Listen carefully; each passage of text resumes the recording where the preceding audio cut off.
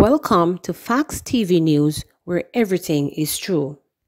Small plane crashes in Rocky Point, Clarendon. A small plane is reported to have crashed in the fishing village of Rocky Point, Clarendon around 7 p.m. today.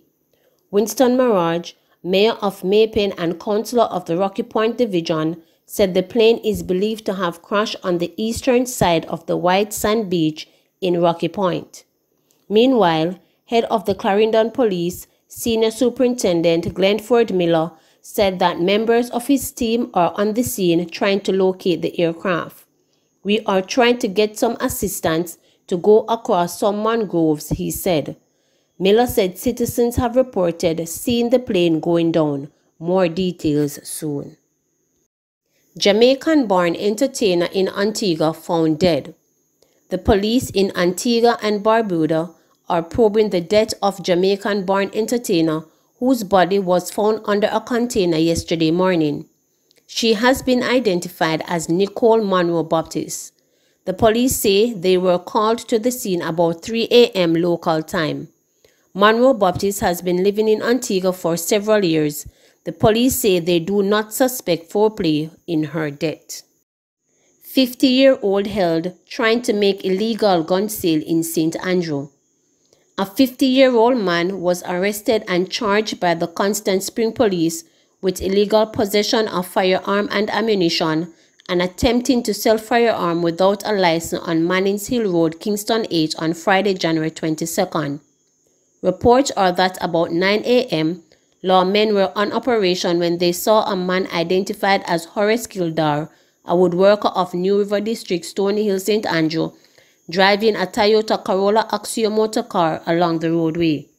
He was signaled to stop and he complied. Police said he was accosted, searched, the following seized: 1 9mm Beretta Parabellum pistol, 1 9am Tasban Carade pistol, 2 magazines, 36 rounds of ammunition. He was subsequently arrested and charged. His court date is being finalized. COVID-19 claims 4 more lives in Jamaica. 4 more people died from COVID-19 in Jamaica yesterday. This means 336 people have now died from the disease since it arrived in Jamaica in March last year.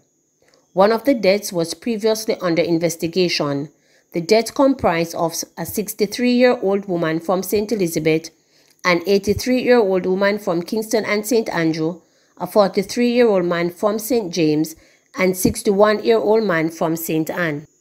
Another death was deemed coincidental, which means the patient tested positive for COVID-19 but likely died from another ailment.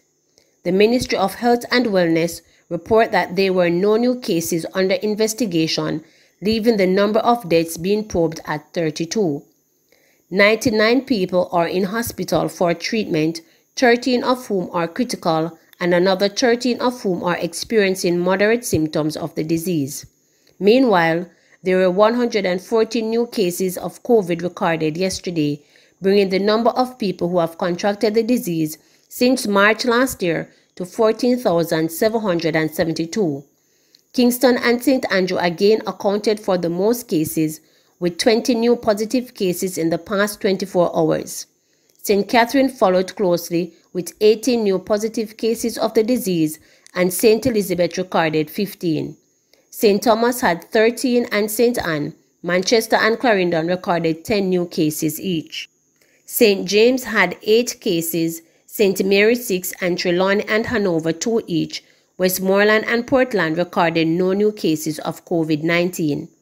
17 people recovered from COVID-19 in the past 24 hours, which means overall 11,850 people have now been deemed well, or more than 80% of whom had contracted the disease. Please remember to subscribe, like, share, and click the notification bell for daily updates.